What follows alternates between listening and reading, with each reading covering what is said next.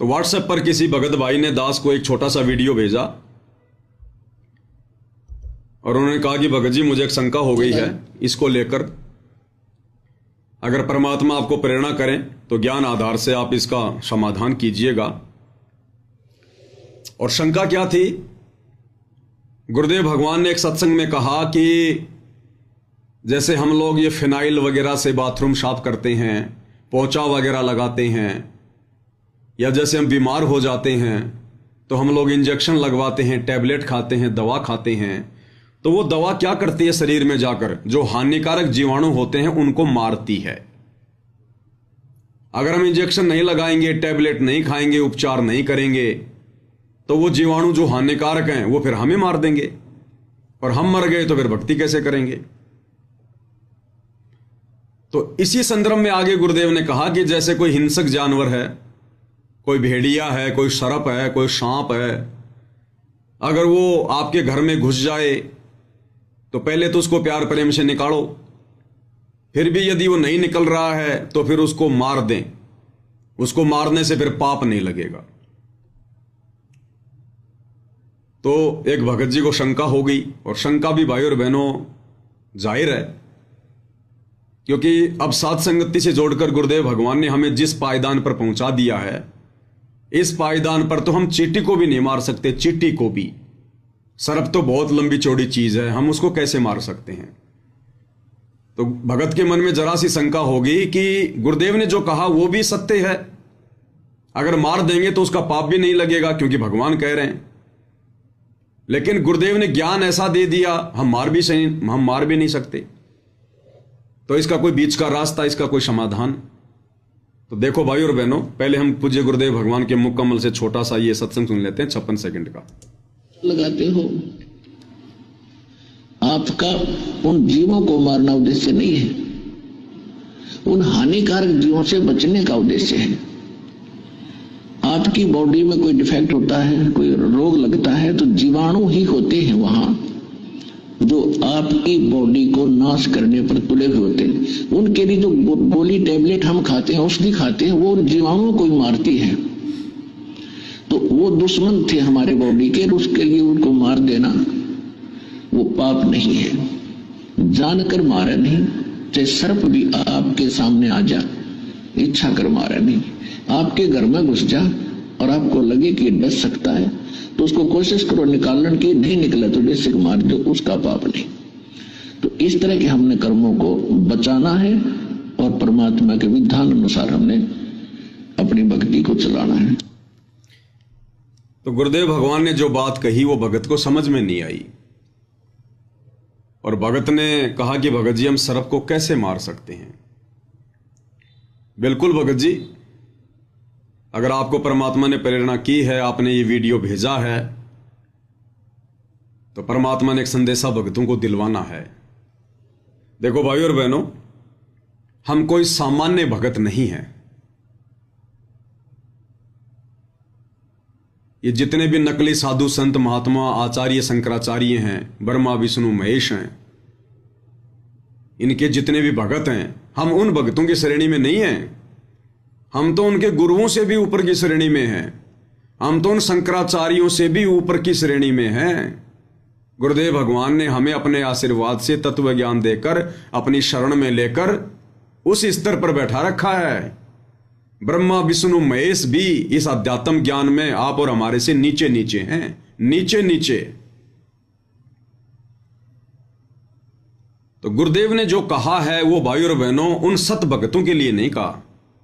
यह आदेश गुरुदेव का सर्व के लिए नहीं है, सबके लिए नहीं है। जैसे परमात्मा ने बताया कि शरीर में कहीं भी पीड़ा है, कहीं भी रोग है, कहीं भी चोट है, इंजेक्शन कहां लगाया जाता है? पीछे लगाया जाता है, कुल्ले पर, और वो उसी रोग पर जाकर अपना असर करता है वो दवा। तो गुरुदेव भगवान का जो ज्ञान है वो पहली से लेकर पीएचडी तक का है, क्योंकि सत्संग में हर श्रेणी के भगत भाई बहन बैठे होते हैं। किसी ने आज ही नाम लिया है, किसी को 1 महीना हो गया, किसी को सतनाम मिल गया, कोई सारनाम प्राप्त है, कोई 20 साल का भगत है। तो गुरुदेव के जो वचन होते हैं वो सबके लिए होते हैं, और जिसकी जैसी क्षमता होती है, जिसकी जैसी समझ होती है, उसी अनुसार वो गुरुदेव के वचनों को ग्रहण कर लेता है। तो गुरुदेव ने ये जो बात कही है कि आपके घर में यदि कोई सांप वगैरह घुस जाए तो प्रथम तो उसको प्यार प्रेम से निकालने का प्रयास करो। फिर भी आपको लगता है कि अब ये डसेगा, मारेगा, तो फिर हम उसको मार दें, उसमें फिर कोई दोष नहीं है। यानी गुरुदेव ने सांप को मारने के लिए क्यों कहा कि हम यदि सांप को नहीं मारेंगे तो सांप फिर हमें मारेगा, इसीलिए तो, ताकि हमारा शरीर बचा रहे, इसीलिए तो कहा परमात्मा ने। इस आधार से भाइयों और बहनों, अगर कल को हमारा पड़ोसी जबरदस्ती हमारे से झगड़ा कर ले, हमारे घर में घुस जाए, तो प्रथम तो हम उसको प्यार प्रेम से कहेंगे, भाई देख तू मान जा, मैं भगत आदमी हूं, क्यों परेशान कर रहा है, मुझे अपनी भक्ति करने दे। प्रथम तो प्यार प्रेम से उसको बाहर निकालेंगे। और फिर भी वो जबरदस्ती हमें मारने पर आतुर हो, लठ हाथ में ले रखा हो, धारमदार कोई हथियार हाथ में ले रखा हो, या कोई फौज पुलिस से रिटायरमेंट हो, अपनी बंदूक लेके आ गया हो कि नहीं आज तो मैं तेरा भगत जी काम ही तमाम करूंगा, तो क्या भाई और बहनों फिर हमने उस व्यक्ति को मार देना चाहिए? भाई अन्यथा वो हमारे को मार देगा, फिर हम भक्ति कैसे करेंगे? भाई गुरुदेव ने यही तो कहा कि प्रथम तो सांप को, जो आपको मारना चाहता है, आपको डसना चाहता है, आपका जीवन समाप्त करना चाहता है, प्रथम तो प्यार प्रेम से बाहर निकालो, नहीं निकलता तो फिर मार दो। तो ऐसे ही आपका पड़ोसी या अन्य कोई व्यक्ति जबरदस्ती आपके घर में घुसकर, क्योंकि ये तो कलयुग है, यहां तो जबरदस्ती की आफत दरवाजे पे खड़ी रहती है, तो यदि वो आपको मारने आ जाए और बंदूक हाथ में लेके आ जाए कि बस आज तेरे को मारूंगा, तो गुरुदेव के इस सत्संग आधार से तो फिर हमने उस व्यक्ति को मार देना चाहिए, कि वरना ये मुझे मारेगा। और मार दिया तो फिर क्या होगा? मार दिया तो फिर क्या होगा? फिर जेल में बैठ के भक्ति करने की, जेल में बैठ के भक्ति करनी पड़ेगी पूरी उम्र। तो गुरुदेव के कहने के भावार्थ को समझिए भाइयों और बहनों। गुरुदेव ने यह सत्संग उन नादान भक्तों के लिए, उन मर्यादाहीन भक्तों के लिए बोला है, जो भक्ति भी कर रहे हैं लेकिन मर्यादाओं में नहीं है, जो अपने सतगुरु को और भक्ति को हल्के में ले रहे हैं। उन आत्माओं के लिए गुरुदेव ने कहा है, अगर कोई सर्प या कोई ऐसा जानवर, कोई भेड़िया वगैरह अगर आपके घर में घुस जाए या आपको मारने पर आतुर हो, तो आप उसको मार दो, वो पाप आपको नहीं लगेगा। क्यों कहा गुरुदेव ने? कि वो मर्यादा में तो है नहीं, उसकी पूरी श्रद्धा, पूरा विश्वास तो अपने भगवान पर है नहीं, और भगवान उसी की मदद करेगा जो मर्यादा में होगा, जिसको विश्वास होगा। कहे कबीर सुनो वे साधो, मैं तो हूं विश्वास में। तो गुरुदेव ने उन मर्यादाहीन भक्तों को इस प्रकार का आदेश दिया है कि मैं तो उनका कोई बचाव जो है कर नहीं पाऊंगा उन विशेष परिस्थितियों में, क्योंकि वो मर्यादा में नहीं है, और मर्यादा में नहीं है तो वो सांप या भेड़िया उसको मारेगा, और मारेगा तो उसका मनुष्य जन्म बर्बाद हो जाएगा। इससे अच्छा है उस सांप को, भेड़ियों को वो मार दे, कम से कम उसका शरीर तो बचा रहेगा, टूटी फूटी भक्ति तो करता रहेगा।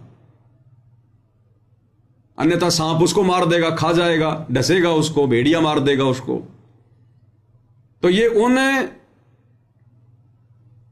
अमर्यादित भक्तों के लिए परमेश्वर ने ये बात कही है, और गुरुदेव ने अपने मुख कमल से बोल दी, तो फिर परमात्मा उसका पाप उस भगत को नहीं लगने देगा, बस उसका शरीर फिर सुरक्षित रहेगा, वो नालायक भक्ति करता रहेगा अपनी। और भाई जो मर्यादा में है, जिसका विश्वास अपने गुरुदेव भगवान पर है, जो अपने गुरु को परमात्मा मान लिया है, और जिसने अपना तन मन धन अपनी आत्मा के कल्याण के लिए अपने गुरुदेव के चरणों में न्योछावर कर दिया है, उसका तो शेर भी बाल बाका नहीं कर सकता। शेर भी, काल भी 100 कदम दूर रहेगा उस भगत से, काल भी। फिर सर्प क्या बिगाड़ लेगा भाई उसका? सर्प क्या बिगाड़ लेगा? फिर भगवान कौन से दिन काम आएगा? फिर भगवान कौन से दिन हमारी मदद करेगा? कौन से दिन हमारी हेल्प करेगा? इसके लिए भाई और बहनों हमने सत्संगों को आधार बनाना पड़ेगा। सत्संगों को, मान लीजिए मैं पवन दास मर्यादा में हूं, जो मर्यादा मुझे गुरुदेव ने बता रखी है, मैं गुरुदेव के प्रत्येक वचन में चल रहा हूं। अनजाने में भले मेरे से गलती हो रही हो, लेकिन जानबूझ के मैं नहीं कर रहा। जितना मुझे ज्ञान है, जितना मैं गुरुदेव की मर्यादाओं से परिचित हूं, और मैं अपना जीवन अपने गुरुदेव के चरणों में समर्पित कर चुका हूं, तो सर्प मेरा बिगाड़ क्या लेगा? अगर मुझे डस भी लेगा तो मेरा बिगाड़ क्या लेगा? वो जहर मेरे ऊपर असर ही नहीं करेगा, क्योंकि गुरुदेव ने कह रखा है कि जो मर्यादित भगत है उनके ऊपर काल का विधान लागू नहीं होता। तो ये सर्प से डसना, अकाल मौत होना, ये काल का विधान है, ये मर्यादित भगत के ऊपर लागू नहीं है।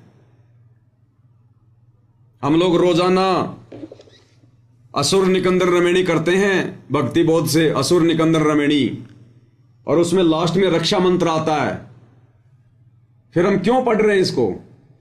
क्या शिक्षा ली फिर हमने इससे? क्या कह रहे हैं गुरुदेव? सतगुरु शरण शरणाई, शरण गए कछु भय नहीं व्यापे, काल जाल भय मिट जाई। यानी सतगुरु की शरण में आने के बाद अगर आप मर्यादा में रह के भक्ति कर रहे हैं तो काल का जाल उस भगत के ऊपर से हट जाता है।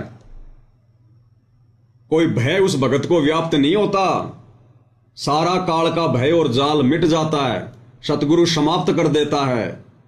उस आत्मा को सतगुरु काल के विधान से बाहर कर देता है। रोग शोग छल छिद्र न व्यापे, सन्मुख न ठहराई। रोग यानी कोई भी शारीरिक रोग, जैसे कैंसर वगैरह, एड्स वगैरह, अन्य जो लाइलाज बीमारियां हैं, या ऐसा कोई भयंकर रोग या बीमारी जो भगत की भक्ति में बाधा बन जाए, ये उस मर्यादित भगत के आसपास भी नहीं फटकेगी। शोग यानी कभी भी उस भगत को कोई दुख नहीं हो सकता, घर में कोई अकाल मृत्यु नहीं हो सकती, घर में कभी कभी कोई वो अमंगल नहीं हो सकता जिस कारण से उस घर में शोक का माहौल बन जाए। रोग शोग छल छिद्र न व्यापे। छल छिद्र, हमारे ऊपर कोई भी जादू जंत्र वगैरह काम नहीं करेगा। हमारे साथ में कोई कितना भी धोखा क्यों ना करो, जंत्र मंत्र क्यों ना करवाओ, संसार का सबसे बड़े से बड़ा कोई बाबा बंगाली क्यों ना आ जाए, जो दीवारों पे लिखा होता ना, वशीकरण मंत्र बाबा बंगाली फलाना दिखना, वो बाबा बंगाली का बाबा भी क्यों ना आ जाए, सतगुरु रामपाल जी परमेश्वर जी के मर्यादित भगत पर उसका कोई जंत्र मंत्र काम नहीं करेगा। सन्मुख ना ठहराई, सामने भी नहीं ठहर पाएगा उसका जंत्र मंत्र सतगुरु रामपाल जी के मर्यादित भगत पर। और जहर अग्नि तन निकट न आवे, दूरी जात रंगाई। जहर और अग्नि उस भगत के निकट भी नहीं आ सकती। अब सांप काटेगा तो आदमी जहर से तो मरेगा, तो फिर हम क्यों मारेंगे सांप को? अगर वो काट भी लेगा तो शरीर में क्या फैलाएगा? जहर। और गुरुजी क्या कह रहे हैं कि जो मेरा मर्यादित भगत होगा, जहर और अग्नि तन निकट न आवे। तन यानी शरीर, मेरे भगत के निकट भी नहीं आ सकता जहर और अग्नि, यानी जहर और अग्नि से मेरे भगत की मृत्यु नहीं हो सकती। दूरी जात रंगाई, दूर भाग जाएंगे। वीर बेताल बाण ना लागे, यम के कोट डहाई। इस काल के द्वारा छोड़े गए उसके जो हलकारे हैं, जो काल की जो शक्तियां हैं, वीर बेताल भैरव भूत, ये पितर, ये प्रेत, कहते हैं ये निकट भी नहीं आ सकते। इनका कोई भी तीर, ये कोई भी जो शक्तियां हैं जो काल की, ये भगत को नुकसान नहीं पहुंचा सकती। जम के कोट डहाई। कोट यानी उसका किला, जम यानी काल, डहाई यानी ढह जाएगा, काल का वो किला भी ढह जाएगा। 98 पुण्य मोठ ना लागे, उल्ट तही दरखाई। 98 प्रकार के जादू जंत्र होते हैं, वशीकरण होते हैं दूसरों को पीड़ा देने के लिए, ये मूठ वगैरह। तो कहते हैं 98 पुण्य मोठ ना लागे। सतगुरु रामपाल जी के मर्यादित भगत पर ये 98 प्रकार के जंत्र मंत्र भी फैल हो जाएंगे। उल्ट ताही दरखाई, जो हम पर मूठ वगैरह छुड़वाएगा या करवाएगा, उल्टा उसी के ऊपर जाकर वो जंतर मंत्र काम करेंगे, उल्टा उसी को पीड़ा देंगे। बैर करे सोए दुख पावे, सुरती शब्द मिल जाई। भगत के साथ अगर कोई बैर करेगा, ये भगतों की बात हो रही है, मर्यादित भगतों की, उन भक्तों की नहीं जिन्होंने खाली सतगुरु रामपाल जी से उपदेश ले लिया, गले में लॉकेट लटका लिया, हाथ में रक्षा सूत्र बांध लिया, मुंह में सत साहेब और मर्यादा कोई है नहीं, राजनेताओं की रैलियों में धक्के खा रहे हैं। तो वो तो केवल अपने संस्कार आधार से बचेंगे, सतगुरु उनकी रक्षा नहीं करेगा। अगर किसी पर आपत्ति आ भी गई, अगर वो बच भी गया, तो सतगुरु उसके संस्कार से करेगा, उसकी वर्तमान भक्ति से नहीं करेगा। सुरती शब्द मिल जाई, यानी भगत की तो भक्ति आगे बढ़ेगी, उसकी सुरती आगे को बढ़ेगी, लोग चाहे उसके साथ कितना ही बैर भाव क्यों ना करें। कहे कबीर हम जमदम पे लिया सतगुरु लाख दुहाई। और कबीर परमेश्वर कह रहे हैं कि मैंने यमदूतों के समूह को मार मार के भगाया। कहे कबीर हम जमदम पे लिया, सतगुरु लाख दुहाई, सतगुरु दुहाई दे रहे हैं कि मेरी बात पे यकीन करना, विश्वास करना, साक्षी मानना इस बात को, साध वचन पलटे नहीं चाहे पलट जाए ब्रह्मांड। तो भाई एक तरफ तो गुरुदेव भगवान कह रहे हैं कि मेरे मर्यादित भगत पे तो जहर काम ही नहीं करेगा, तो सांप कौन सा अमृत छोड़ेगा? जहर ही तो छोड़ता है सांप जब काटता है। तो जानबूझ के हम उसे कटवा नहीं रहे, अगर धोखे से काट लिया या उसको बाहर निकालते निकालते उसने हमारे को अगर वो डस लिया, तो उस जहर का, चाहे वो कोबरा क्या, कोबरा का नाना क्यों ना हो, सतगुरु रामपाल जी के मर्यादित भगत पर असर ही नहीं करेगा, पानी की तरह। दूसरी बात भाई और बहनों, आपको समझ में आएंगी ये सारी बातें कि परमेश्वर ने जो सांप को मारने की बात कही है, ये केवल अमर्यादित भक्तों के लिए कही है, क्योंकि गुरु तो उनकी रक्षा करेगा नहीं। इससे अच्छा नालायक वो सांप को मार दे, क्योंकि सर्प मर जाए तो ठीक है, अगर मनुष्य मर जाएगा तो नुकसान है, क्योंकि सर्प तो भक्ति नहीं कर सकता, वो तो दूसरी योनि ले लेगा, लेकिन वो मर गया तो भक्ति कैसे करेगा?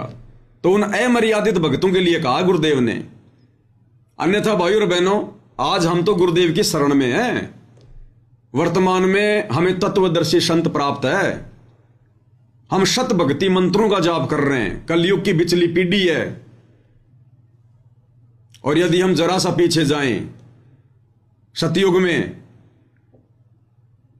या त्रेता युग में, जब भगत प्रहलाद जी का जन्म हुआ था, उसका पिता हिरण्याकुश उस भगत को परेशान करने के लिए, उस भगत को जान से मारने के लिए उसने 84 प्रकार की घटनाओं को अंजाम दिया था, 84 प्रकार के यत्न किए थे। और एक समय उसने भगत प्रहलाद को जान से मरवाने के लिए अपने सैनिकों को आदेश दिया कि इसको जंगल में ले जाओ और इसको सर्पों के बीच में डाल दो, सर्पों के बीच में, जहरीले सर्पों के बीच में। भगत प्रहलाद को सैनिक पकड़ कर ले गए और जंगल में सर्पों के बीच में डाल के आ गए, वापस घर पे आ गए। दूसरे दिन हिरण्यकश्यप ने आदेश दिया कि जाओ, अब तक तो सांप उसको खा चुके होंगे, मर चुका होगा, उसकी डेड बॉडी को ले आओ। मेरे आदेश की अवहेलना करने वालों का क्या अंजाम करता हूं मैं, ये दुनिया भी देखेगी, ले आओ उसकी डेड बॉडी को। सैनिक गए तो सैनिकों ने क्या देखा? दोपहर का समय था, धूप बहुत ज्यादा थी, सैनिकों के पसीने पसीने, और जब वो गए वहां पर कि वो मर चुका होगा, सैनिकों ने देखा वो जहरीले सर्प बहुत सारे, सैकड़ों की संख्या में, और भगत प्रहलाद के ऊपर अपने फण उठाकर छाया करके बैठे थे, छाया करके।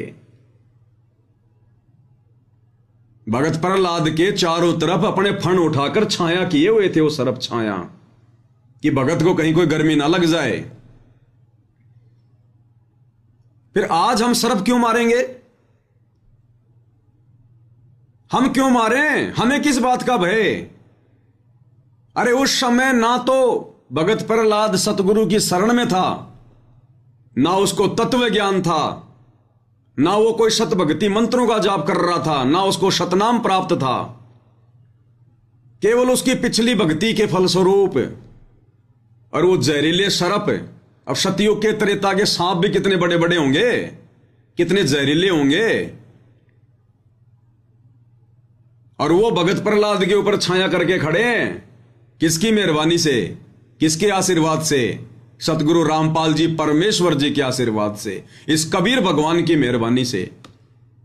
फिर हमें किस बात का डर है भाई? हम तो आज सतगुरु की शरण में हैं। धरती पर सतगुरु प्रकट है, हर प्रकार से गुरुदेव ने सत भक्ति दे दी। गारंटी दे रहा है कि अगर मेरी शरण में रहोगे, मर्यादा में रहोगे, काल भी तुम्हारा बाल बाका नहीं कर सकता। फिर हम एक सांप को मारेंगे? फिर हमसे बड़ा अज्ञानी और मूर्ख भगत कौन होगा?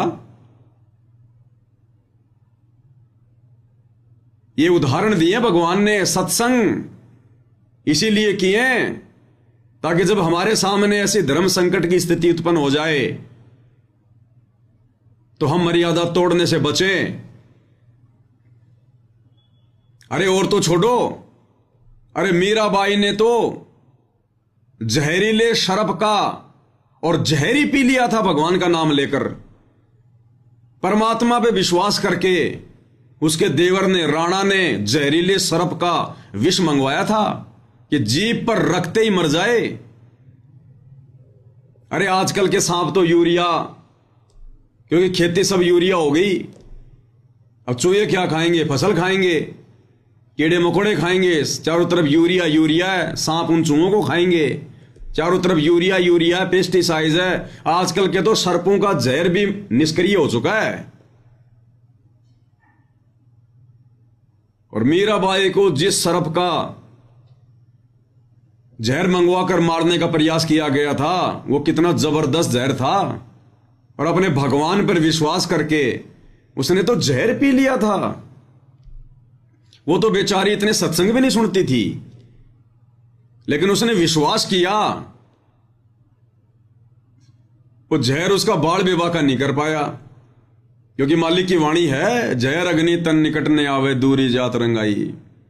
बताओ फिर हम क्यों डर रहे हैं भाई? फिर हम क्यों सर्प को मार देंगे? अरे सर्प को मारने की नौबत ही ना पड़े, मर्यादा में रह के भक्ति करो ना। परमात्मा सर्प तुम्हारे निकट ही नहीं आने देगा। परमात्मा तुम्हें कभी ऐसी परिस्थितियों में पड़ने नहीं देगा। अगर हम गुरु को परमात्मा मान के मर्यादा में रह के भक्ति करेंगे तो फिर हमें डर किस बात का? और एक सत्संग में गुरुदेव भगवान ने क्या कहा? गुरुदेव भगवान ने कहा कि जब भी तुम्हारे ऊपर ऐसी कोई आपत्ति आवे, कोई आपदा, कोई संकट आवे, डगमग मत होना। अगर तुम्हारा कति सर्वनाश भी होने वाला हो, सर्वनाश, सर्वनाश किसको कहते हैं? यानी सब कुछ लुटना हो, पिटना हो, इंसान ने बर्बाद होना हो, तो गुरुदेव कहते हैं तुम्हारा यदि कति सर्वनाश भी होना हो, आपत्तियों के कितने भी बादल क्यों ना जो है मंडरा रहे हो, तुम एक बार अपने भगवान पे विश्वास करके देखना। विश्वास करके, अरे अगर कोई अमर्यादित भगत भी अगर विश्वास कर ले तो परमात्मा ने उस अमर्यादित की भी उसके विश्वास आधार से रक्षा करनी पड़ती है। तो क्या कह रहे हैं गुरुदेव भगवान? अपने आत्मा हमारा इतना दिल कमजोर हो चुका है कि हम वहां तक बुद्धि उठती नहीं ना, दिल डटता कि हम भगवान पे इतना विश्वास कर सके। जैसे कहते हैं कि तुलसी बेरुआ बाग में शीतत भी मुरझावे, राम भरोसे जो रहे वो पर्वत पर लहरावे। बगीचे के अंदर बूटा लगा दिया, पौधा लगा दिया, सिंचाई करते करते खत्म हो जाता है, मुरझा जाता है। राम भरोसे पर्वत के ऊपर कोई संभालने वाला नहीं, कोई सिंचाई करनिया नहीं। कहते राम भरोसे जो रहे पर्वत पर लहरावे। तो हमारा इतनी बुद्धि उठती नहीं, लेकिन इसको उठाने का ये प्रोसीजर है। एक दिन ऐसी दृढ़ता होगी आपके अंदर, सर्वनाश होता दिखा आपने, आप दृढ़ रहना भगवान के ऊपर, फिर देखना ऐसा बादल टल जाएगा दुख का तो सोच भी नहीं सकते आप।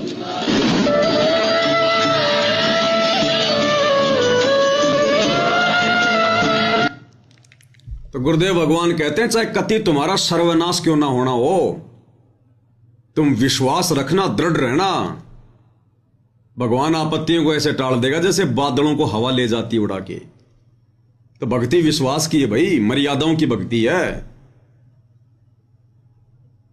चलो आज तो घर में सांप आ गया और हमें मारने का प्रयास कर रहा है, सांप को तो मार दिया, अब ये आदत रहेगी फिर हमारी, फिर हमारा विश्वास कहां बना गुरुदेव पर।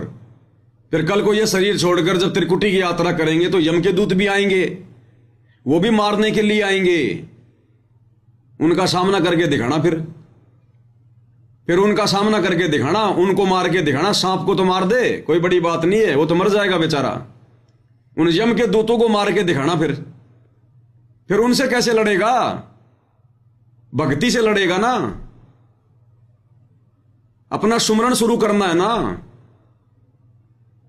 तो जब तू यहां पर अपना सुमरण करेगा, भक्ति करेगा, मर्यादा में रहेगा, तो परमात्मा तेरा नुकसान होने देगा यहां पर।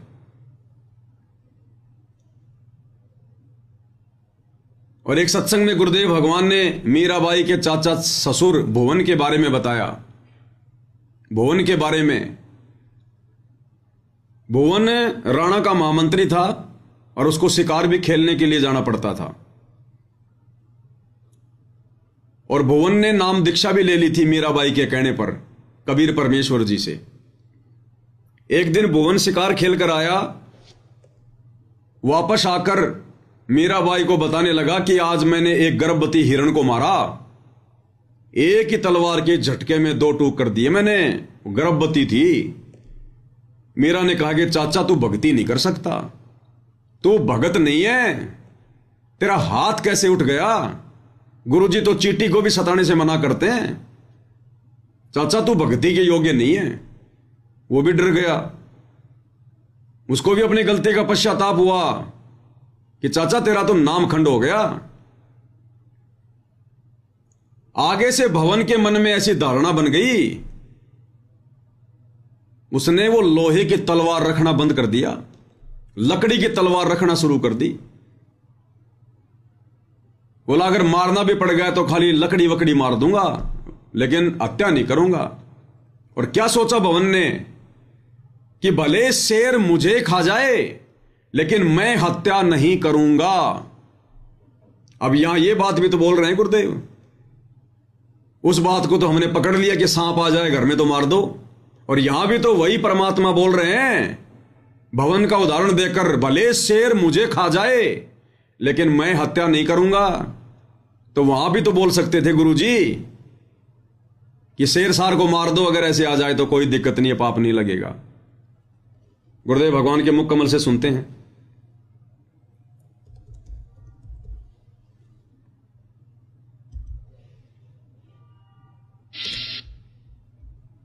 क्या कह रहे हैं गुरुदेव भगवान?